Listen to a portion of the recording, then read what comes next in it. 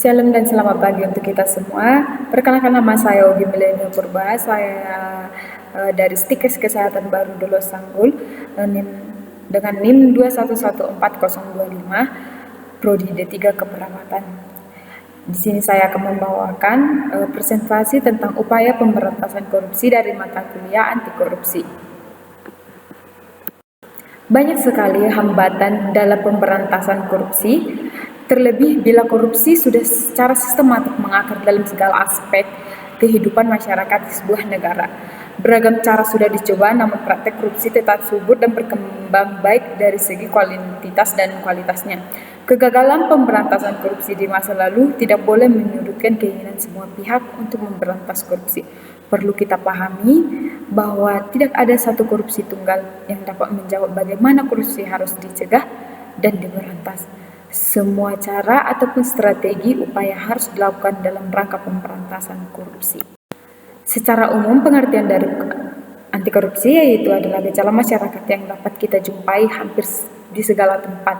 Korupsi juga berasal dari bahasa Latin atau corrupto atau corruptus yang berarti kerusakan, keburukan, kejahatan, ketidakjujuran, dapat disuap dan tidak bermoral.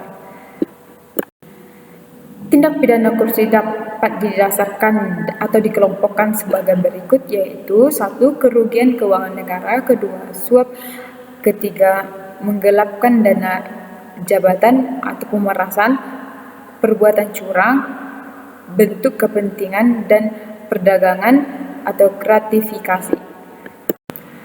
Konsep untuk pemberantasan anti korupsi bisa kita buat secara sederhana untuk menjawab mengapa korupsi timbul dalam perkembangan yang semakin fasif di suatu negara. Adanya menyatakan bahwa korupsi ibarat penyakit kanker yang ganas yang sifatnya tidak hanya kronis tetapi juga sudah akut atau menggerogoti perekonomian sebuah negara secara perlahan namun pasti. Di muka telah dipaparkan bahwa upaya yang paling tepat untuk memberantas korupsi adalah dengan memberikan pidana atau hukuman seberat-beratnya pelaku korupsi. Dengan demikian, bidang hukum khususnya hukum pidana akan dianggap sebagai jawaban yang paling tepat untuk memberantas korupsi. Upaya ini bisa menanggulangi atau kejahatan korupsi dengan hukum pidana, yaitu kebijakan yang dapat dilakukan adalah kebijakan penerapan hukum pidana, yang kedua kebijakan pencegahan tanpa hukum pidana, yang ketiga kebijakan untuk mempengaruhi pandangan masyarakat mengenai kejahatan dan pidana lewat massa media. Adapun berbagai strategi ataupun tujuan ataupun upaya berdasarkan pemberantasan korupsi, yaitu 1.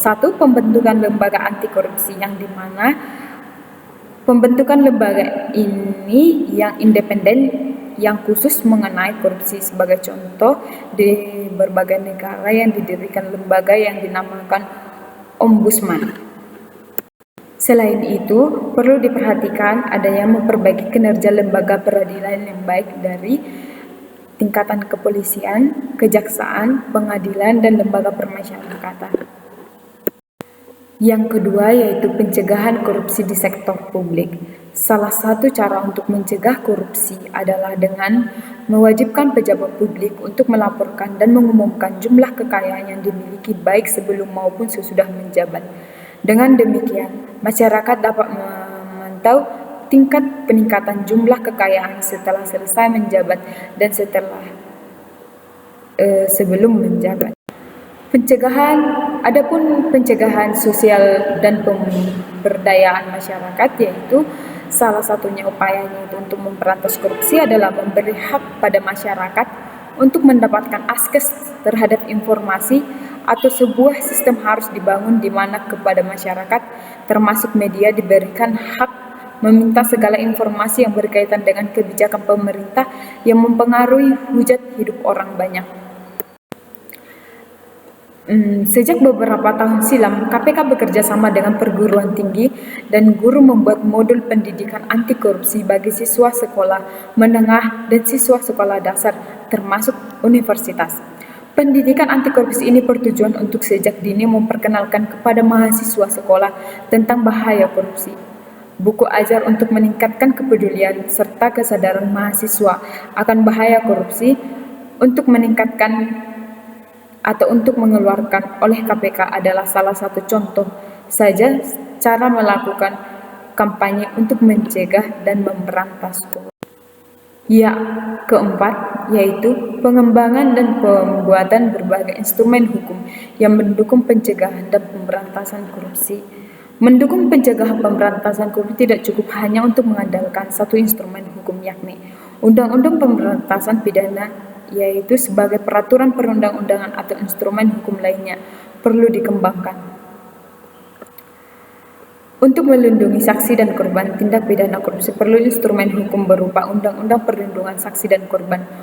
Untuk mekanisme masyarakat yang akan melaporkan tindakan pidana korupsi dan penggunaan electronic surveillance juga dapat diatur supaya tidak melanggar privasi seseorang.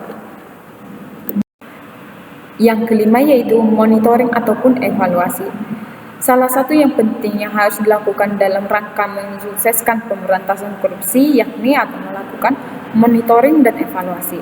Tanpa melakukan monitoring dan evaluasi terhadap seluruh pekerjaan ataupun kegiatan pemberantasan korupsi, sulit memahami pencapaian telah dilakukan. Dengan melakukan monitoring dan evaluasi dapat kita lihat strategi ataupun program yang sudah sukses dan yang gagal. Selanjutnya yang keenam yaitu kerjasama antar internasional. Hal lain yang perlu kita lakukan dalam pemberantasan korupsi adalah melakukan kerjasama internasional di mana baik dengan negara lain maupun dengan internasional.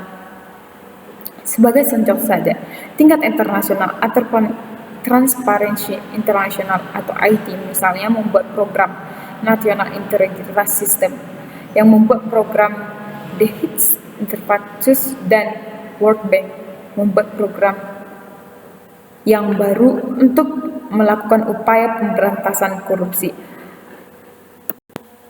Baiklah, sekian dari hasil presentasi saya. Semoga apa yang saya sampaikan berguna dan bermanfaat bagi orang yang mau mendengarkan. Sekian dan terima kasih.